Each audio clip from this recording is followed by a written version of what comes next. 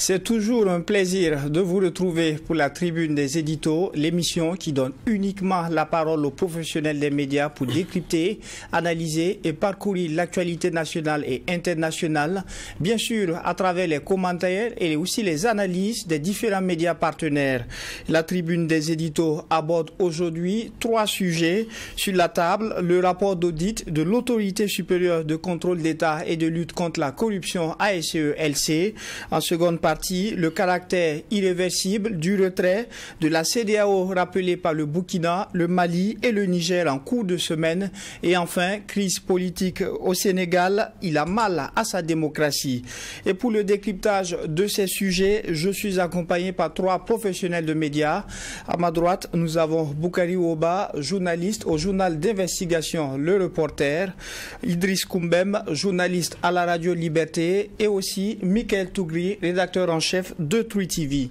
L'Autorité supérieure de contrôle d'État et de lutte contre la corruption ASE-LC a livré son rapport d'audit 2022. Pour beaucoup, les rapports se suivent et se ressemblent, toujours transmis aux chefs de l'État et aux autorités compétentes, mais fréquemment gardés dans les tiroirs.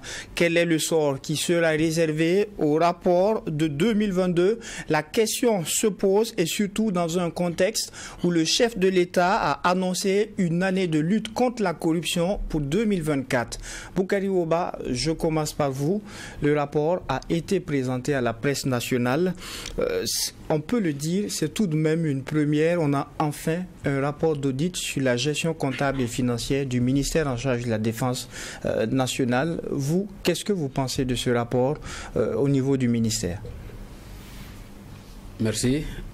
C'est une bonne chose. On a longtemps attendu cela, d'autant plus que tous les ministères font régulièrement l'objet d'audits. Peut-être aussi le ministère de la Défense de façon un peu routinière, mais ce n'est pas un audit de la nature dont on a toujours demandé. Et donc ce rapport-là qui vient d'être présenté, mais là aussi quand je regarde les résultats de l'audit, je me demande bien si ça répond aux attentes des citoyens. Vous dites que ça ne répond pas à ce qui était demandé. Qu'est-ce qui était attendu? Oui, de mon point de vue. Parce que c'est comme si pratiquement le rapport n'a rien révélé. C'est peut-être une bonne chose si on va dans l'hypothèse que l'audit a été mené avec tout le sérieux, avec tous les moyens dont les auditeurs ont besoin, sans intimidation bien sûr, et qu'ils ont eu droit à tous les documents à fouiller dans tous les départements, et que finalement ce qui nous est exposé là, c'est véritablement ça, les résultats de l'audit. En ce moment, ça veut dire que c'est une bonne chose. C'est peut-être des gens qui se font une illusion, comme qu'au ministère de la Défense, ça ne doit pas être bon, voilà, la bonne gestion. Mais moi je crois quand même que le rapport aurait dû aller un peu plus loin que ça. C'est vrai, les rapports sont aussi volumineux. On n'a pas forcément une vue profonde de tout au regard de la présentation qui a été faite, même si on a accès au rapport. Quand on dit audit de l'armée, pour moi, si on se limite à dire qu'il y a tant de marchés qui ont été attribués à tel opérateur, parce que c'est ce qui ressort surtout, ce que la presse met en avant, et peut-être des marchés passés gré à gré, c'est pas ce qu'on redoute le plus au niveau de l'armée. Étant donné déjà de la sensibilité du dossier, on imagine que naturellement au niveau de l'armée, il peut y avoir des marchés gré à gré, parce que ce n'est pas des marchés ouverts à tout le monde comme ça. Mais pour moi, c'est de surtout vérifier côté matériel. Des marchés ont été passés, des commandes ont été passées, il y a eu des acquisitions, il y a eu des livraisons en bonne et due forme, et qu'on a constaté effectivement la présence effective du matériel qui a été commandé, et surtout la conformité du matériel livré par rapport aux inscriptions de la commande. Ça, c'est important en termes de qualité. C'est ce qu'on redoute plus au niveau de l'armée. Qu'on lance des commandes, à la limite, excusez-moi d'aller un peu plus loin, qui peut paraître comme des commandes fictives. On a lancé des commandes. Est-ce que réellement on a réceptionné du matériel? Et quelle est la qualité de ce matériel-là réceptionné? Est-ce que les auditeurs de l'ASE sont allés jusqu'à ce niveau-là? C'est des choses comme ça on doit voir. Sinon, pour moi, je ne considère pas a priori que ça soit véritablement une faute de gestion. Bon, pour des auditeurs, ils peuvent le prendre comme ça, mais qu'au niveau de l'armée, on est attribué des marchés gré à gré. A priori, c'est pas ça qui devait nous inquiéter, sauf à aller regarder exactement le bénéficiaire là, il est qui, et voir si éventuellement il n'a pas de connexion particulière avec ceux qui étaient chargés d'attribuer le marché, ceux qui font la passation du marché. En ce moment, ça peut être plus intéressant. Autrement, le simple fait d'attribuer des marchés gré à gré au niveau du ministère de l'armée, comme je vous l'ai dit, on n'est pas dans le ministère de l'éducation ou de la santé. Quoique même dans ces ministères-là, il peut y avoir effectivement des marchés assez spécifiques où on n'a que peut-être 1-2 fournisseurs qui peuvent effectivement vous livrer votre commande. Oui, voilà. Mais est-ce que déjà c'est pas révélateur d'un certain nombre de choses quand on dit que sur 14 contrats, 8 ont été attribués à plusieurs entreprises appartenant à une même personne physique? Est-ce que là déjà c'est pas révélateur de ce que vous aurez aimé voir? Bien sûr, c'est pour ça que j'ai dit ici on reste en fait sur notre soif. Voilà, attribué à la même personne là. Et peut se trouver qu'il n'y a que cette personne là qui peut vous livrer ça. Donc la question qui reste non répondue là, qui est cette personne? Quelle est exactement cette entreprise? Et est-ce qu'il y a-t-il des conflits d'intérêts entre cette entreprise qui est bénéficiaire et puis ceux qui sont chargés de la passation du marché? C'est peut-être ce qu'il faut aller chercher. Et peut-être que nous, en tant que journalistes, nous pouvons effectivement poursuivre ce travail-là pour mieux voir clair dedans. Autrement, je parle du fait que le principe d'attribuer le marché gré à gré, on devait s'y attendre au niveau du ministère de la Défense, d'autant plus qu'on le voit d'ailleurs d'une manière générale dans l'administration publique. Voilà. Donc, a priori, c'est pas ça le problème. Mais effectivement, s'il y a eu attribution, il faut aller un peu plus loin pour voir quelle est exactement cette entreprise ou bien cette personne-là. À qui appartient cette entreprise et quelles peuvent être les connexions que la personne a éventuellement avec les responsables chargés des passations des marchés. D'accord. Alors, Idriss Koumbem, il faut tout de même le dire, c'est enfin une première. On a eu un rapport d'audit sur cette gestion au niveau du ministère en charge de la Défense nationale. Boukari Ouba dit être resté un peu sur sa soif. Est-ce que vous également, vous attendiez un peu plus au niveau de l'audit du ministère de la Défense nationale?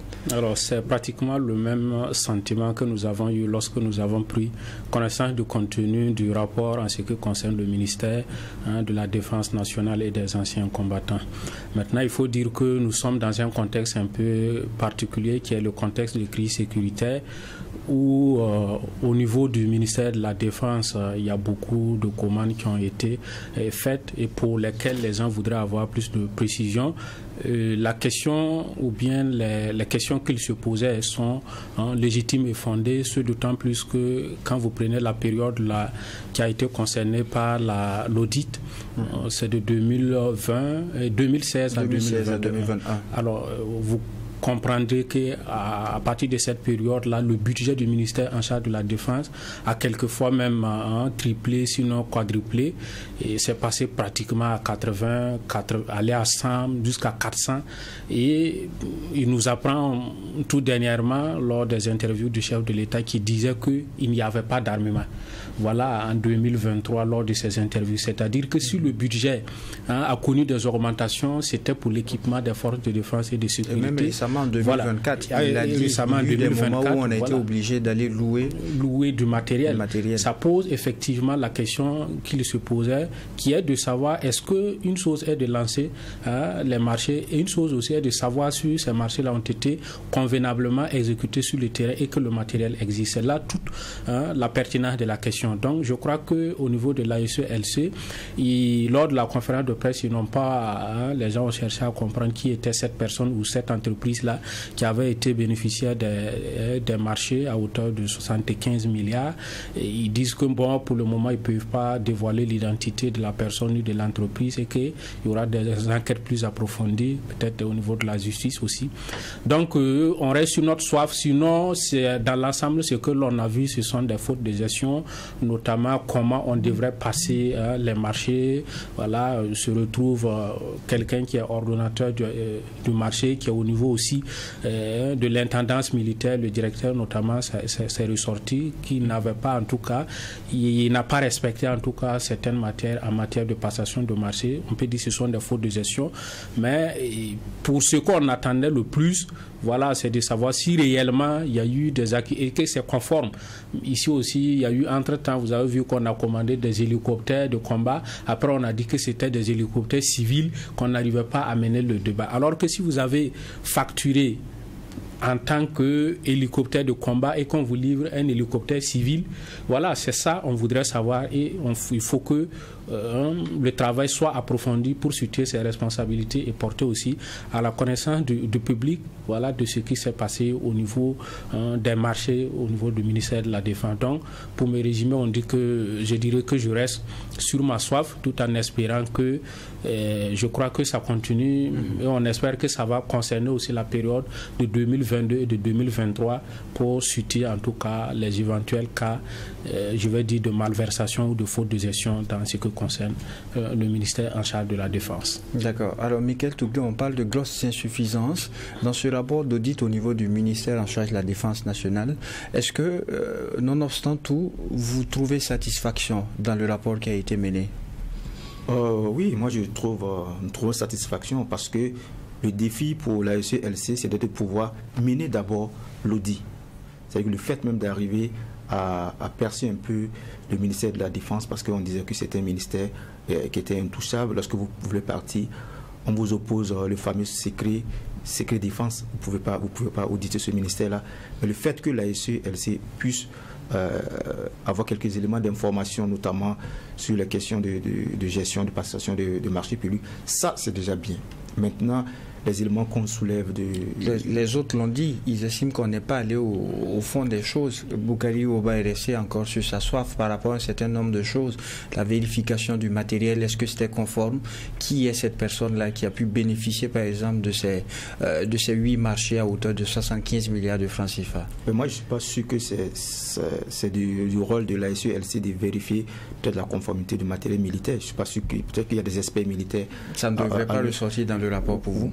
Bon, pour moi, après, c'est peut-être un autre rapport qui va spécifier cela. Parce que lorsque vous achetez dans le cadre de passation des marchés publics, il y a toute une procédure jusqu'à la réception du matériel, que ce soit peut-être une infrastructure ou bien que ce soit du matériel militaire. Il y a tout un ensemble jusqu'à réceptionner. Je pense qu'il y a des documents de conformité, ainsi de suite, qui rentrent en ligne de compte. Mais moi, ce que je retiens, c'est d'abord féliciter la SELC qui a pu d'abord auditer le ministère. Maintenant, le reste, lorsque vous regardez la période, ça remonte à quand? Ça remonte après l'insurrection populaire. On parle de 2016. Lorsque vous regardez les acteurs qui se sont succédés, 2016, après jusqu'en 2021, lorsque vous regardez tous ceux qui ont occupé les postes du ministère de la Défense, lorsque vous attendiez leur langage à un certain moment donné, j'étais sûr que ce n'était pas un ministère dont la gestion était saine. Par exemple, lorsque vous prenez l'ancien ministre de la Santé, père à son âme, monsieur Bouddha, de la Défense. De la Défense. Voilà, il y avait cette question de délit d'apparence qui tournait autour de sa personne. Vous avez vu la manière dont il a quitté un peu le ministère de la Défense. Donc il y avait des suspicions qui étaient déjà là.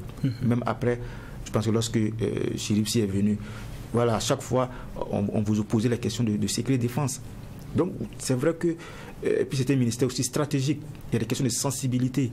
Lorsque vous voulez acheter du matériel, vous ne pouvez pas lancer. Même si vous lancez l'appel d'offres, ça va prendre assez de temps. Donc moi je comprends souvent la diligence que certaines personnes veulent faire pour acheter du matériel. Mais comme le grand frère l'a dit, il faut se rassurer que le matériel qui a été acheté respecte ce pourquoi on a lancé la commande. Sinon, 8 personnes 8 marchés attribués à la même personne, bon, moi je pense qu'il n'y a pas de souci, pourvu que le matériel acheté soit ce que les gens ont demandé sur le terrain. Alors, Boukari Boba, Michael Toubé estime qu'il n'appartenait pas à l'ASELC dans son rapport de donner plus de détails et qu'il appartient à peut-être un autre audit de révéler ces choses, un autre rapport pour avoir ces informations ou une suite. Qu'est-ce que vous répondez? Oui, c'est possible, oui et non. Mais quand je me pose la question, quelle autre institution ou organe pourrait faire ce travail, je n'en vois pas. À moins que le dossier n'atterrisse maintenant sur la table du procureur et qu'on engage justement une procédure judiciaire, donc là, éventuellement, on peut mener d'autres investigations approfondies. Sinon, en tant qu'organe de contrôle, la SELC, de mon point de vue, a bien ce pouvoir-là. Vous êtes venu pour auditer un ministère par rapport à des commandes. Comme je le dis, il faut vous assurer que les commandes même ne sont pas fictives. Voilà, on a acheté du matériel. C'est quel matériel exactement? Voir le matériel et s'assurer que le matériel est conforme à la commande. Moi, je pense que ça, c'est important. Et je dis, a priori, quand on parle du ministère de la Défense, moi, ce sont les premières interrogations qui me viennent en tête. C'est-à-dire, on lance des commandes. Est-ce que les livraisons arrivent effectivement et est-ce qu'elles sont conformes? Vous savez, les scandales qu'on a connus jusqu'à ce jour dans l'espace public concernant le ministère de la Défense ou bien les questions de sécurité et de défense, ce sont ces aspects-là. Il rappelle un certain nombre d'éléments de personnes. On vous parle par exemple de gilets pare-balles qui ne sont pas véritablement des gilets pare-balles, voilà, qui peuvent être perforés. Il y a eu le scandale concernant les Rangers, dont les chaussures, je crois que ça concernait la gendarmerie nationale, qui n'étaient pas de bonnes chaussures. Ça, c'est des affaires publiques qu'on a connues ici, qui ont été traitées par la presse nationale. Donc, à la date d'aujourd'hui, et combien parlait de cette affaire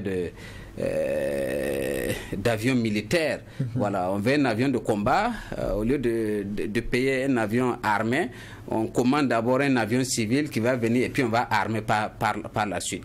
Donc de telles commandes, effectivement, la SE ne peut pas se contenter de regarder les documents. Ah, on a passé effectivement un marché de tant de milliards, ça a été exécuté, on voit les reçus, les quittants de paiement et puis ça suffit. Ah non, il faut s'assurer que le matériel a été livré et surtout que le matériel est conforme à la commande, aux spécifications techniques. Donc moi je pense que ça c'est important. Peut-être que la SE l'a fait, qu'il n'a pas présenté ça véritablement lors de sa conférence ou même dans son rapport, parce que personnellement j'ai parcouru ça mais un peu rapidement, je n'ai pas vu ces aspects-là, mais je pense que c'est important. Et comme j'ai dit aussi, dans tous les cas, ça doit continuer, mais sauf qu'a priori, ce que je regarde là, ce n'est même pas quelque chose qui mérite de faire l'objet d'une poursuite judiciaire. Si c'est, ben enfin, on verra. Véritablement pour moi, l'audit de l'armée, je m'attendais à bien plus que ça. Surtout quand on dit de 2016 à 2021, c'est quand même gros. Bon, mais on voit aussi que tout ça, c'est sous le magistère de Roch-Marc Christian Kaboré. C'est sous la présidence de Roch-Marc Christian Kaboré. Et comme Touré le disait tout à l'heure, peut-être après on verra des rapports, parce que si on l'a permis pour cette fois-ci, il faut que ça fasse jurisprudence, c'est-à-dire on a accepté une bonne fois pour toujours. Ça ne doit pas être circonstanciel. Voilà. Si on a pu auditer l'armée de 2016 à 2021, il faudra que désormais, si c'est peut-être pas chaque année, en tout cas de façon périodique, on puisse auditer l'armée. Comme ils l'ont rappelé, sur pratiquement ces 10 dernières années-là, il n'y a pas un ministère qui a eu autant de locations budgétaires comme le ministère de l'armée. C'est fulgurant. C'est également lié au contexte. Ce qui est tout à fait justifié. Nous avons été les premiers, et quand je dis nous, je parle de vous et moi, tous les journalistes, y compris l'opinion. Nous avons été les premiers à demander que le ministère de la Défense soit doté conséquemment. Donc, a priori, ça ne choque personne que ce ministère-là engloutit aujourd'hui un quart du budget de l'État. Voilà, s'il faut aller à 50% du budget de l'État pour qu'on restaure l'intégrité du territoire national, ben, on applaudirait. Donc, ce n'est pas ça le problème. Le sujet aujourd'hui, c'est la transparence, la bonne gestion de ces finances-là qui ne viennent pas d'ailleurs. Ça vient de nos poches, ça vient de notre sueur. C'est le budget de l'État aujourd'hui, avec ce qu'on est en train de faire aujourd'hui, le fonds d'appui, le fonds de soutien patriotique, où effectivement, pratiquement chaque jour, pratiquement tout citoyen burkinabé met de l'argent dans la défense nationale. Parce que sur beaucoup de produits de consommation, vous allez payer 10 francs, 100 francs, et c'est le fonds de soutien patriotique. Donc pour cela, on a besoin de transparence. Et vous allez également réagir parce que besoin de transparence, il n'y a pas que le ministère en charge des Finances. Le rapport d'audit a aussi concerné les institutions telles que la présidence du FASO, la primature, l'Assemblée nationale. Qu'est-ce que vous pensez de ce rapport à ce niveau-là? Ça doit continuer. Il y a toujours, comment je vais dire, des fautes de gestion, des choses à corriger. Et comme on le dit aussi, moi je pense que l'exemple doit venir d'en haut. Voilà. Si au niveau du ministère, du moins de la présidence du FASO, on peut avoir ces problèmes de gestion-là, y compris au niveau de la primature ou bien de l'Assemblée nationale, comme ça fait l'objet de vives polémiques récemment, ne soyez pas étonnés qu'au niveau sectoriel, au niveau des départements, au niveau des services, qu'on puisse avoir aussi des fautes de gestion, pourquoi pas des détournements carrément. Donc ce rapport-là, avec les éléments qui y figurent certainement, de mon point de vue, on devait travailler à y donner une suite. Vous l'avez dit, hein, je crois qu'aujourd'hui les choses ont évolué, mais pas beaucoup. Parce qu'avant, les rapports de l'ASE, puisque eux-mêmes n'avaient pas qualité d'OPJ, donc ils produisaient des rapports qui ne pouvaient pas connaître une véritable suite au niveau de la justice. Mais aujourd'hui, ils ont des membres qui ont qualité d'OPJ, ils font un travail qui peut facilement, d'ailleurs, ils transmettent. Quand ils estiment que ça mérite des poursuites, ils transmettent au procureur, donc poursuite à donner. Et donc chaque fois qu'il y a nécessité de donner des suites judiciaires au rapport de l'ASE, il faut le faire. J'ai vu qu'il y a des manques. Et par contre, l'ASE même dit que jusqu'à ce jour, aucun recouvrement n'a été effectué sur effectivement ces sommes-là qui ont été dépensées, qui ne respectent pas, bien sûr, les règles. Dépassement de 2 milliards de francs CFA au niveau de la loi de finances, par exemple. Oui, donc si c'est de l'argent qui doit être remboursé, si c'est imputable à un gestionnaire des finances, il faut bien que la personne puisse répondre éventuellement. Michael Tougri, il y a eu justement ces rapports d'audit qui ont aussi concerné les institutions. Qu'est-ce que vous pensez à ce niveau-là? Quelle est votre pensée, votre opinion? Oui, nous pensons que, vous savez, pour les questions d'audit, on a l'impression que les Burkinabés ont peur du mot. Dès qu'on dit qu'on va faire un audit, le monsieur même, le contrôleur par intérim l'a rappelé, ce sont des thèmes que les gens doivent se familiariser. Si vous gérez la chose publique, il ne faut pas avoir peur de ce mot. Et même, je sais qu'au sein des ministères et autres institutions, il y a des contrôleurs internes, il y a des auditeurs internes. Donc, ce sont des gens qui sont déjà là, qui essaient de voir un peu comment gérer un peu ces questions de finances-là en interne. Je pense qu'eux aussi, ils font des recommandations et ainsi de suite. Maintenant, pour revenir à votre question, c'est tout à fait normal.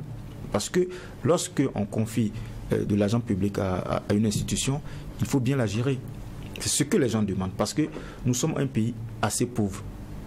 Pas beaucoup de ressources financières. Le peu qu'on mobilise, si on remet ça peut-être à un département ministériel, à la fin, les gens veulent voir que le peu d'argent qu'on a pu mobiliser a été très très bien géré. Maintenant, si on donne de l'argent et puis après on se rend compte que l'argent n'est pas allé là où ça devrait être, c'est là que ça pose problème. Mais souvent aussi, il faut aussi noter que souvent dans certaines institutions, peut-être que c'est les thèmes, les gens vont dire peut-être c'est des détournements, mais peut-être souvent c'est des questions de ligne budgétaire. Peut-être c'est des questions de réorientation de l'argent. Mais ça, il faut pouvoir justifier ça. Lorsque vous regardez, peut-être l'argent disponibilisé, c'est mis pour acheter peut-être des feuilles.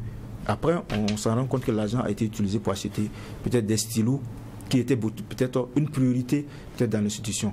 Mais lorsque la SE va venir, quand ils vont constater, mais on va dire que c'est un détournement parce que dans l'ordonnancement de la dépense, ce n'est pas destiné à acheter ça, c'est destiné à acheter ça.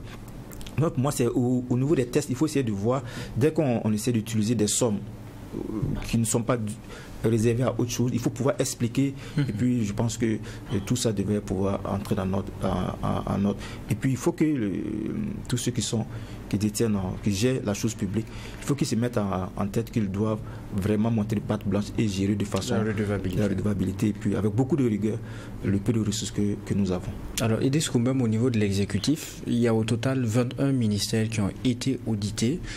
Pour vous, est-ce que vos attentes ont été comblées dans ce rapport? Bon, de façon générale, on peut dire que c'est déjà bon. Voilà, c'est une première, comme on l'a dit, quand on audite comme ça et qu'on rend aussi les rapports publics. La satisfaction aurait été en tout cas plus profonde si il y avait un certain nombre d'éléments qui permettaient en tout cas de savoir qu'est-ce que concrètement sur le terrain, qu'est-ce qu'il en est, est-ce que c'est conforme, est-ce que ce n'est pas conforme, comme nous l'avons rappelé tout récemment.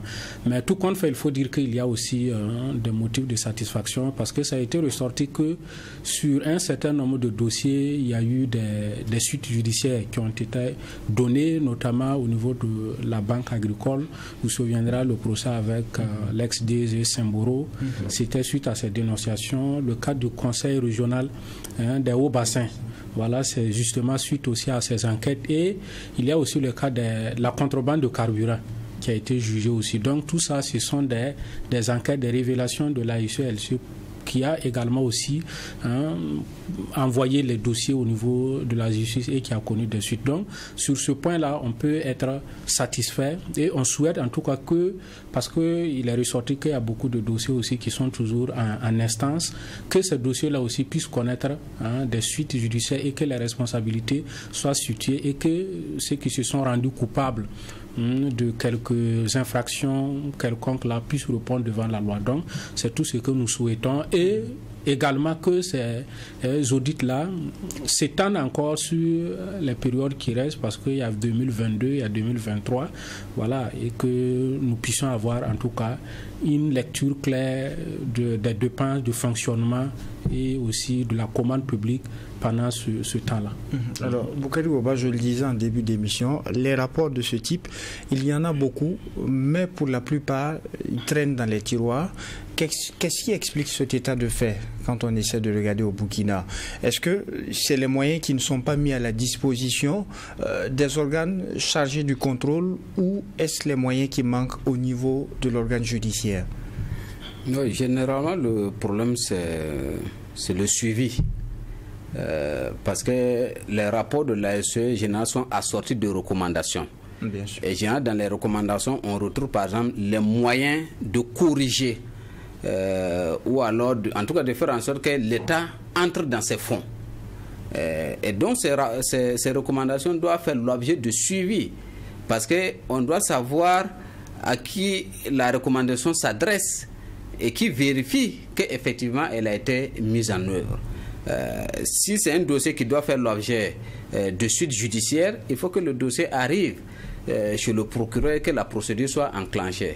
Si c'est un recouvrement par voie administrative, donc il faut que ceux qui sont chargés justement de faire le recouvrement là puissent faire ce travail. Souvent, ne serait-ce que des sanctions administratives contre certaines personnes pour des fautes mineures. Donc il faut qu'effectivement on puisse sanctionner les gens ou bien recouvrer quand effectivement on pense que l'État a perdu de l'argent. Malheureusement, il n'y a pas de suite très souvent qui sont données donc, aux recommandations ou aux rapports d'une manière générale. Et ça, c'est regrettable. Parce que vous savez, les rapports, c'est coûteux. Les audits là, c'est coûteux. Et l'ASE en a parlé, c'est à des termes de milliards. Donc on met l'argent dans la production de ces audits-là, produit des rapports, et que finalement les rapports ne servent qu'à embellir peut-être nos tiroirs. Je pense que c'est une très mauvaise chose. Mais ce qui est une bonne chose, c'est que les rapports sont rendus publics maintenant. Autrefois, ce n'était pas comme ça. C'est le type de rapport qu'on produisait, et puis à l'occasion d'une audience, on part juste remettre au chef de l'État, et puis ça s'arrête là. Mais aujourd'hui, c'est vrai, on va faire la remise officielle au chef de l'État, mais après c'est rendu public et les rapports sont même disponibles sur le site de l'ASE-LC.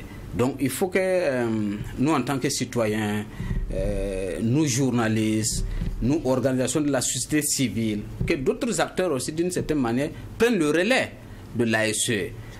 L'ASE peut avoir levé le lièvre, mais peut-être qu'il n'a pas tous les moyens pour abattre le lièvre.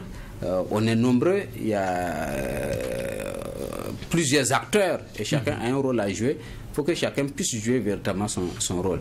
Et la dernière des choses, je pense que cela a fait l'objet de sujets ici qu'on a débattu quand le chef de l'État a annoncé récemment. Justement, c'était voilà, que cette fois-ci, justement, on va ouvrir la page de la lutte contre la corruption. Pour 2024. Ok, très bien. Si le chef de l'État même a dit ça, et qu'on vient de produire des rapports, dans lesquels rapports, effectivement, il y a des sujets qu'on pourrait mettre dans le cadre donc, de la corruption, c'est au chef de l'État de mettre en place les moyens qui permettent justement d'assainir cette gestion-là, parce que ce n'est pas encore le cas. Donc je pense que en plus des vieux rapports, peut-être aller dépoussiérer ces rapports-là, c'est donner encore plus de travail au chef de l'État et à son équipe, mais il a des rapports qui viennent de sortir tout fraîchement ou bien chaudement, donc c'est à lui de s'en saisir et que ça puisse être le point de départ de l'engagement qu'il a pris, donc de lutter contre la corruption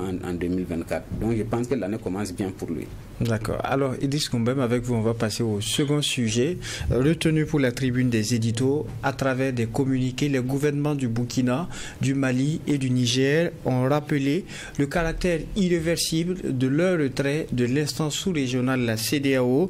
Tous disent ne plus se sentir liés aux contraintes de délai prévues à l'article 91 du traité de la CEDEAO. Quel est votre point de vue?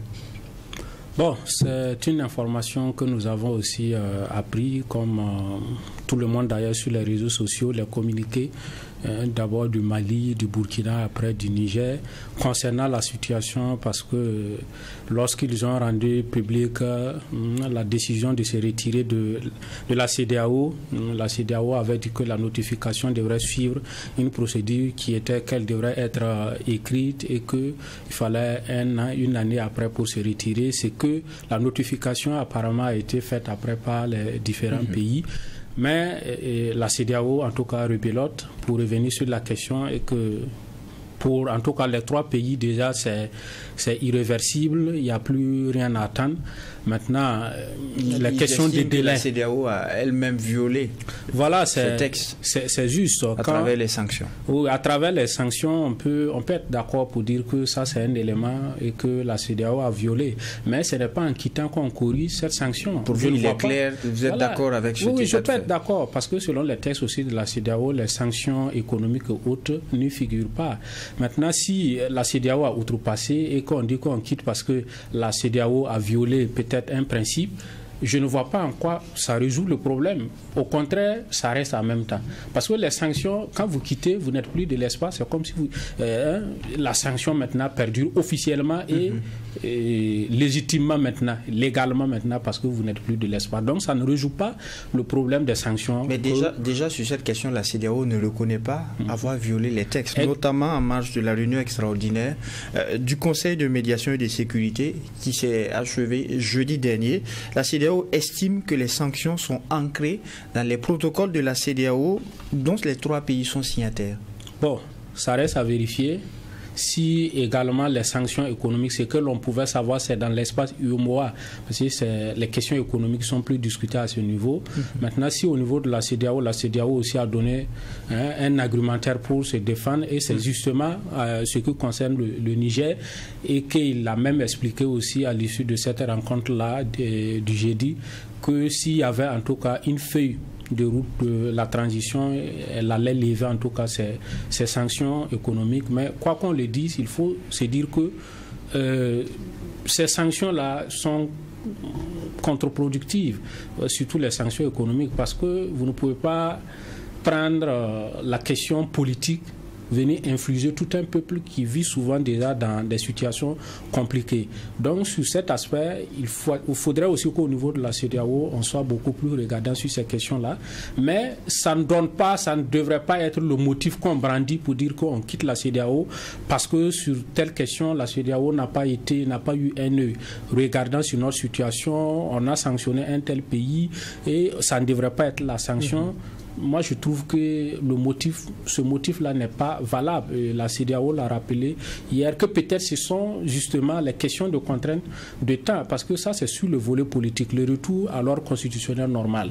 Ça a été rappelé selon la CEDEAO en 2024 justement au Mali et au Burkina, on devrait en tout cas trouver des voies et moyens pour organiser des élections pour passer à l'ordre constitutionnel normal.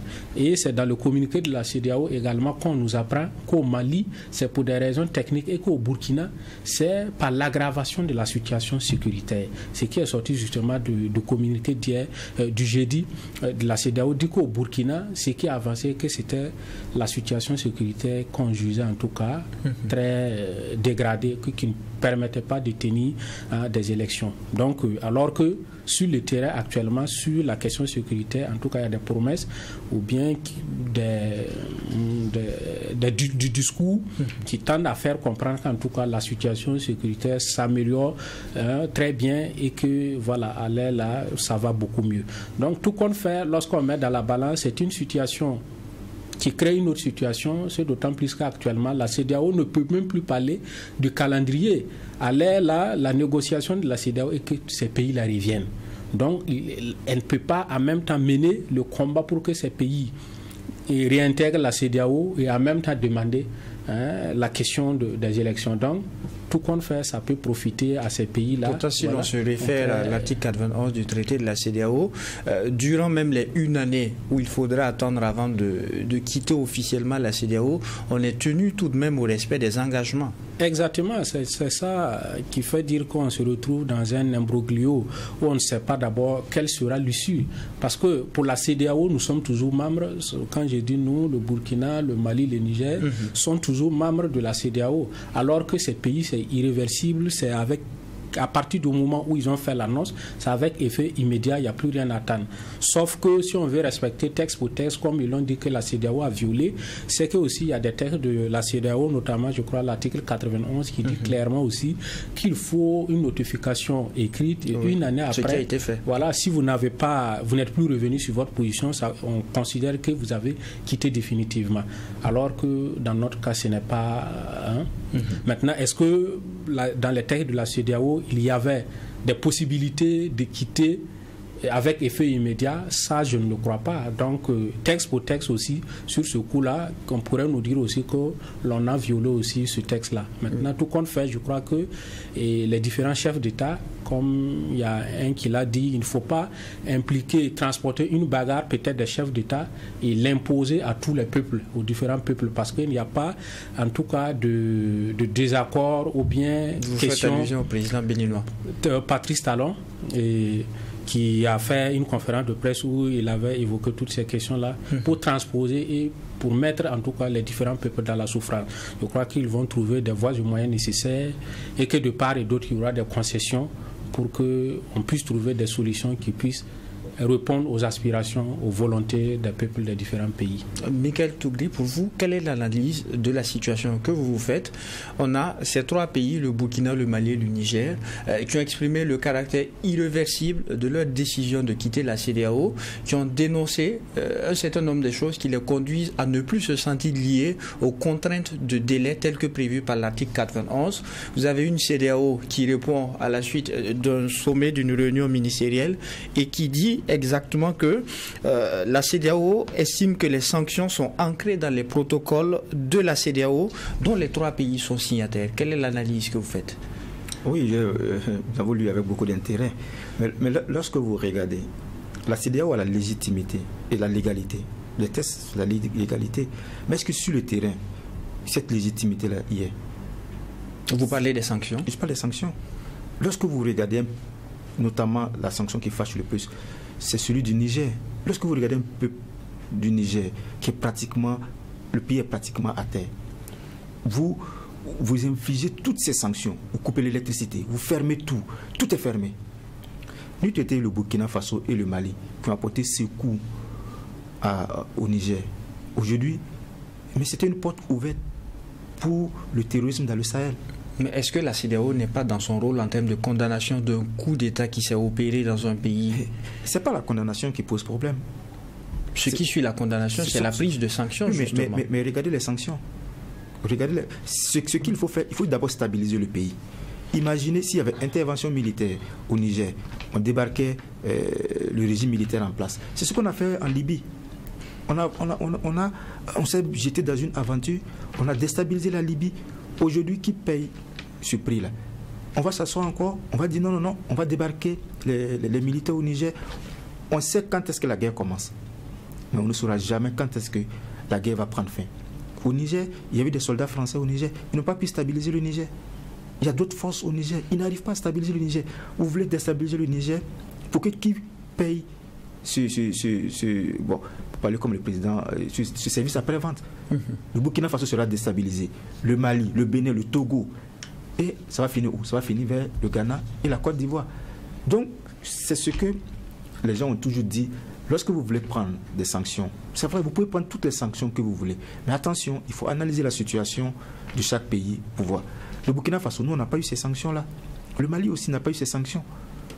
Le Niger, la Guinée... Mali a tout de même eu des sanctions, oui, même si ce n'était pas à hauteur du Niger. Même le coup d'État de Doumbouya. Est-ce que vous voyez la CEDEAO parler de la Guinée? C'est Burkina Mali. Alors qu'il y a la Guinée aussi qui est en transition. Ils ne parlent même pas de la Guinée, pas même pas en Guinée. C'est Burkina Mali, calendrier électoral. Oui, les autorités feront tout pour respecter les engagements avec la CEDEAO. Mais en attendant, regardez la situation sécuritaire. C'est vrai que Koumbem l'a dit, que la situation s'améliore. Mais souvent, lorsque vous entendez d'autres sons de cloche, notamment vous avez vu la manifestation à Waïguia. Vous avez vu comment c'est terminé jusqu'à ce qu'on déploie le saccage des locaux de la représentation de la télévision nationale. Mais lorsque vous écoutez les manifestants, ils vous disent autre chose. Donc ça veut dire qu'il faut que d'abord on règle cette question de sécurité. D'abord, on n'a pas dit qu'on va recouvrir 100% du territoire, mais il y a d'abord un minimum de sécurité d'abord qu'il faut garantir. Aujourd'hui, vous ne pouvez pas aller à Dori. Ce n'est pas possible. Arriver à Kaya, vous allez patienter qu'il y ait un convoi pour partir à Dori. Il y a certaines localités du Burkina, pour partir, il faut attendre le convoi. Mais la CEDEAO nous parle de respecter le calendrier électoral. Il n'y a même pas de recensement. La CENI n'a même pas encore branché. Mais qu'est-ce que vous voulez? Mais lorsqu'on regarde aussi, c'est de dire aussi aux autorités, attention, aujourd'hui vous avez peut-être une certaine légitimité, pas la légalité, la légitimité, le peuple est là, mais il faut aussi négocier, parce que souvent aussi, il y a des informations qu'on apprend que d'ici là, il y a des émissaires religieux qui devraient venir pour engager des négociations avec les différentes autorités. Moi je l'ai toujours dit, autour de cette bagarre, c'est une bagarre qui terminera autour de la table. Les trois contre les autres, ils vont discuter, ils vont s'entendre, et puis c'est le peuple qui va gagner. Que le Burkina Faso, que le Mali ou que le Niger quitte la CEDEAO, ce n'est pas le président Traoré qui va payer le prix, qui va payer les pots cassés, ce n'est pas le président Gouita qui va payer, ce n'est pas le président Tchani. Ce sont ces populations qui doivent aller au Ghana, qui doivent aller au Nigeria, qui doivent aller au Libéria, dans cet espace CEDEAO-là. Ce sont ces populations qui vont devoir débourser des sommes supplémentaires de cas de séjour, des sommes supplémentaires, je ne sais pas, de visa, de tracasseries routières. C'est ça qu'il faut souvent regarder. Et c'est cela que la CEDEAO a voulu instituer. Mais malheureusement, arrivé à un certain moment, on a transformé cette CEDEAO-là en CEDEAO des chefs d'État. Et on a oublié ce qui s'était dit en 1999, où les peuples ont réclamé une CEDEAO des peuples. C'est ce que les gens veulent. C'est une CEDEAO des peuples et non une CEDEAO des chefs d'État. Est-ce que vous partagez le même point de vue que Michael Tougri, Boukari Gouba? Oui, en partie. En partie. Il faut reconnaître que la CEDEAO a peut-être été maladroite dans la prise de ces décisions, mais en même temps reconnaître que ces sanctions-là, ce n'est pas systématique. La preuve que le Burkina Faso n'a pas subi les mêmes sanctions. Le Mali avait aussi subi des sanctions économiques, mais qui ont été levées par la suite. Donc tout est fonction. Parce que tout ce que la CEDEAO demandait, c'est un calendrier clair de sortie de la transition. Et si on est tous d'accord que c'est une transition, je le rappelle encore une fois, une transition n'a pas vocation à être indéterminée. La première des choses à faire dans une transition, c'est de fixer un cap. Autrement, vous n'êtes plus en transition. Si on admet que nous sommes en transition, on doit avoir une date de sortie. Mais il y a le contexte qui a été rappelé par Michael Tougri, une transition qui se tient et qui est face à un défi sécuritaire. Il n'y a pas de souci. C'est des choses qu'on peut ajuster au fur et à mesure. Mais ça ne veut pas dire qu'il n'y a pas de calendrier. Mais actuellement, ils ont parlé de compromis dynamique. Très bien. Donc, ça veut dire que actuellement, c'est comme si nos trois pays-là, il n'y a même pas de calendrier. Il n'y a pas de volonté de sortir. Mais il faut aussi se rappeler des propos du président Ibrahim Traoré. Si je ne me trompe pas, ça doit être le 2 octobre. C'est lui qui a dit que le calendrier de la transition de la CEDEAO est très large. Ça a été l'une de ses premières interventions. Lorsqu'on lui a demandé par rapport à la transition, qu'est-ce qu'il va faire? Lui, il a pris le pouvoir dans une transition qui était déjà en cours et qui avait déjà un calendrier, une date butoir pour l'organisation des élections. Et en répondant à cette question, il a dit que le calendrier de la CEDEAO est trop large. C'est-à-dire qu'on allait boucler la chose avant même ce délai-là. Et je vous ramène aussi à sa dernière sortie, le 30 janvier. C'est pour ça que j'ai dit qu'on peut réajuster. Dans la situation sécuritaire, il en fait face à des nébuleuses qui se sont relevées. Je crois que mais lorsque vous voyez la sortie du président... Le président Ibrahim Traoré n'est pas n'importe qui. Hein. Au moment où il prenait le pouvoir, il était déjà capitaine. Il était au cœur de la lutte antiterroriste. Il savait la réalité, il savait peut-être mieux que le président Roch-Marc Christian Kaboré la réalité du terrain. Mais c'est lui qui a tenu ses propos. Il ne faut pas l'oublier. Donc moi, en fait, personne n'a fait du fétichisme avec la date de fin juillet pour l'organisation des élections. Personne. Tout le monde était dans un état d'esprit que cette transition-là pourrait être prolongée. La date-là peut être décalée. Parce qu'effectivement, on ne maîtrise pas tous les aléas. Et effectivement, il y a des aléas. Mais décaler là, ce n'est pas à tel point qu'on se retrouve aujourd'hui et puis on ne sait pas quand est-ce qu'on pourrait organiser des élections. Et que le simple fait d'évoquer la question des élections, d'oser parler d'une fin prochaine ou éventuelle de la transition, c'est comme si on avait commis un crime. C'est dans ça que nous sommes aujourd'hui et c'est ça qui pose problème. Ce n'est pas le fait qu'on n'a pas fixé la date des élections. Le fait même qu'on trouve que c'est tabou. On refuse qu'on parle des élections dans ce pays-là, qu'on parle de la fin de la transition. Pour vous, la sortie de la CEDEAO est liée à ces aspects? Moi, je pense. Moi, personnellement, j'ai accueilli avec bonheur la création de l'AES. Autant j'ai trouvé que c'était une bonne chose, la création de l'AES, autant je trouve que c'est une mauvaise chose, la sortie de la CEDEAO. Pour moi, l'un n'exclut pas l'autre. Être trois au sein de cette CEDEAO-là, être plus solidaire entre nous en étant dans un autre grand ensemble, tout comme la CEDEAO est dans l'Union africaine, n'est-ce pas? Et qu'on va se retrouver aussi au sommet de l'ONU. Ou bien?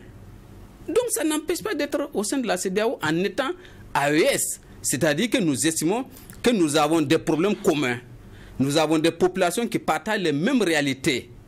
Et aujourd'hui, nous avons plus intérêt, effectivement, à travailler en étroite collaboration entre Burkina, Mali, Niger, que Burkina et puis Nigeria. C'est comme ça, moi, je comprends l'AES. Mais si on dit AES, on crée l'AES pour être une sorte de doublon, en concurrence avec la CEDEAO, on quitte la CEDEAO, pour moi, ça pose problème. Et surtout les raisons invoquées. Ça mérite qu'aujourd'hui, on pense qu'il y a d'autres, il y a des non-dits. Il y a des non-dits. Peut-être que la CEDEAO, effectivement, et je crois que là, c'est fondé, en parcourant les fameux protocoles ou traités, c'est difficile de dire exactement quelle disposition dit qu'on peut fermer les frontières à un tiers pays parce qu'il y aurait eu un coup d'État. La CEDEAO aurait donc violé ses propres textes. Tout à fait. Mais quand ça se passe comme ça, moi, ce que j'aurais souhaité, c'est que les présidents du Mali, du Niger, du Burkina, tout en étant dans la CEDEAO, en se reconnaissant dans la CEDEAO, revendiquent cette CEDEAO-là et demandent à ce que la CEDEAO soit la CEDEAO qu'eux, ils souhaitent voir. Ce n'est pas en quittant ça. Ça, on fait exactement ce qu'on voit dans nos partis politiques là. On est dans un parti, on n'est pas content, on quitte, on crée un autre parti. Et j'ai dit le meilleur exemple de ce qu'il faut faire quand on est dans une organisation, on n'est pas content là, c'est de se battre et de l'avoir. Comme j'ai vu le cas en France où la fille et la petite fille, Marine et Marion Le Pen, se sont battus contre leur papa, hein, père biologique, père politique, et ils l'ont chassé du parti, ils ont pris le parti. Mais pourquoi vous pensez que le Burkina et le Mali ne peuvent pas se battre au sein de la CEDEAO en disant cette CEDEAO-là ne doit pas être ce qu'elle est là. Elle doit être comme si, comme nous on veut, et rappeler justement les textes de la CEDEAO, mais pas en quittant la CEDEAO. Pas en quittant la CEDEAO. On crée notre AES, Et on se bat dans la CEDEAO pour que la CEDEAO soit ce que nous voulons. Mais pas en se mettant... été bien compris. Nous abordons justement la dernière ligne droite. Vous aurez la parole tout de suite. Nous abordons la dernière ligne droite, toujours pour parler de la CEDEAO, mais on se rend à Dakar. La CEDEAO qui se retrouve entre les mains un autre dossier brûlant, la crise politique au Sénégal. On a l'impression d'avoir une CEDEAO qui est intransigeante face au coup d'État militaire, mais qui paraît plutôt tâtonnante pour ce qui est du coup d'État constitutionnel. Michael Tougri. Oui, non, le coup d'État militaire, parce que c'est un processus brusque, ça arrête, c'est brutal. C'est ça le souci avec le coup d'État militaire. Mais le coup d'État institutionnel, bon, il n'est pas aussi brutal comme ça. Mais c'est vrai qu'après, il y a beaucoup de dégâts à côté. Mais c'est une patate chaude entre les mains de la CEDEAO et ce qui se passe au Sénégal. Je ne sais pas comment la CEDEAO gère ça. C'est vrai qu'elle dit qu'elle est préoccupée par la situation là-bas. Alors qu'on voit au Sénégal, il y a beaucoup de manifestations, Internet mobile est coupé, il y a la pression sur le président Macky Sall, lui-même qui avait dénoncé ça lorsqu'il était à l'opposition avec ses camarades qui combattaient le président Ouad. Donc il est rattrapé aujourd'hui par l'histoire que lui-même il a vécu. Donc c'est déplorable ce qui est sorti, ce qui se passe au Sénégal. Mais on voyait ça venir. Parce que depuis longtemps, on voyait les tentatives du président Macky Sall de briguer un troisième mandat. Que peut la CEDEAO à l'état actuel? La CEDEAO ne peut rien. Elle ne peut rien faire. C'est actuellement, Macky Sall a la légalité, le peuple a la légitimité. C'est un rapport de force actuellement au Sénégal. Donc, il faut que quelqu'un prenne le dessus sur l'autre. C'est ce que Macky a tenté de faire. Il est parti à l'Assemblée pour modifier, pour faire prolonger son mandat. Le peuple dit non. On se retrouve dans le scénario de 2014 au Burkina Faso. Blaise avait la légalité de modifier c'est la Constitution, non? Voilà. C'est ça. Macky Sall a la légalité de prolonger son mandat. La loi lui permet. Mais est-ce que c'est en phase avec l'aspiration de son peuple? Est-ce qu'il y a une certaine moralité dans cette affaire de prolonger? Parce qu'il n'a pas pris le temps de préparer son dauphin. Parce qu'il pensait que ça allait passer. N'eût été maintenant les leaders religieux et autres organisations qui ont dit non, ça ne passe pas. Et rapidement, il a tâtonné, il a trouvé quelqu'un pour un dauphin. C'est difficile. 2 minutes de temps d'antenne et réaction pour vous également, Idriss Koumbem, sur la question du Sénégal. Que peut la CEDEAO? Michael Tougri estime que la CEDEAO ne peut rien. C'est un rapport de force entre l'égalité du président Macky Sall et légitimité du peuple sénégalais. Bon, déjà quand on regarde tout ce qui se passe au Sénégal, on ne peut qu'être désolé. Et il y a un écrivain français, René Dumont, qui avait écrit un livre où le titre était emblématique, l'Afrique noire est mal partie. Voilà, et aujourd'hui on peut dire l'Afrique noire francophone. Sur le plan politique, les turbulences qu'on connaît, ça montre clairement que les gens n'ont pas su trouver en tout cas un modèle propre à eux en ce qui concerne la succession des pouvoirs. Ce qui fait que tantôt on a les coups d'État à répétition. Et on ose espérer qu'au niveau du Sénégal, on n'aura pas ce coup d'État. Ce qui peut, de mon point de vue, être fait au Sénégal, c'est de contraindre toujours Macky Sall à finir son mandat légal, qui est que son mandat finit en février 2000, le 25 ou bien c'est le 24 février 2024. Et qu'à partir du 24 février 2024, là, on installe une transition qui va conduire jusqu'en octobre pour terminer le temps qu'il a modifié et qu'on organise les élections. Sauf que la modification qui lui permet d'aller jusqu'en décembre est aussi légale, ne l'oublions pas. Non, ce n'est pas légal. Moi, je crois que sur la Constitution, les délais au Sénégal, on a dit clairement, on ne peut pas modifier, on ne peut pas prolonger.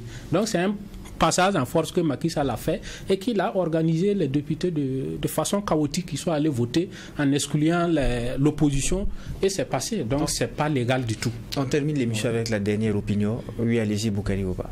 Oui, je pense qu'il y a un problème de légalité. On ne peut pas dire que c'est légal. Et là, puisqu'on parlait de la CEDEAO, on va rester sur les textes de la CEDEAO. Les textes de la CEDEAO disent que 3 mois avant les élections, on ne peut pas modifier le code électoral. Mais quand je lis ça, je pense qu'on ne va pas être sur les textes. C'est bien l'esprit. Parce que modifier le code électoral, ça voudrait dire porter d'une certaine manière atteinte au processus électoral. Mais quand Macky Sall, à la veille de l'ouverture de la campagne présidentielle, donc à 24 heures du début de la campagne présidentielle, décide de renvoyer le corps électoral, d'annuler la convocation du corps électoral. Mais ça, c'est plus que modifier le code électoral. C'est une atteinte grave au processus électoral. Donc c'est illégal. C'est complètement illégal. Et lui, Macky Sall, parce qu'aujourd'hui c'est intéressant, vous savez ce qu'on appelle la VAR aujourd'hui. Des gens ont ressorti les mêmes propos de Macky Sall, qui disaient que le président Abdoulaye Wade ne peut pas proroger son mandat même de 24 heures, qu'on tombe dans la légalité. Et je suis bien placé pour le dire. En 2012, moi j'étais à Dakar. Allez-y rapidement, on va terminer par là. J'étais à Dakar et ces manifestations qu'on observe aujourd'hui à la télé, j'étais à Dakar et je les vivais au jour le jour. Le matin, des gens qui sortent, toute cette foule-là se battait contre Wade et d'une certaine manière pour Macky Sall. Parce qu'on revendiquait la même chose. Et 2012 à aujourd'hui, on est au regret de constater les mêmes manifestations, exactement la même chose. Et cette fois-ci, c'est Macky Sall qui est à la présidence et qui fait exactement, pour ne pas dire qu'il fait pire que ce que Abdoulaye Wade faisait. Mais c'est triste, c'est dommage. Et pour une fois de plus, moi, je ne fais pas de distinction entre ce type de comportement et puis les coups d'État. On sait combien de morts ces manifestations à Dakar l'ont produit. On sait combien de morts le troisième mandat d'Alassane Ouattara en Côte d'Ivoire a engendré. Pareil pour Alpha Condé en Guinée. Mais c'est du pareil au même. Le coup d'État constitutionnel, le coup d'État militaire, c'est du pareil au même. Il faut qu'on revienne justement au processus démocratique. Et je vais terminer. Il parlait de la différence entre l'Afrique anglophone et puis francophone. Il s'est passé quelque chose en Namibie. Le 4 février, le président de la Namibie est décédé. Le même jour, au cours de la journée, le vice-président a prêté serment et est devenu le nouveau président de la Namibie. Et on a nommé un nouveau vice-président.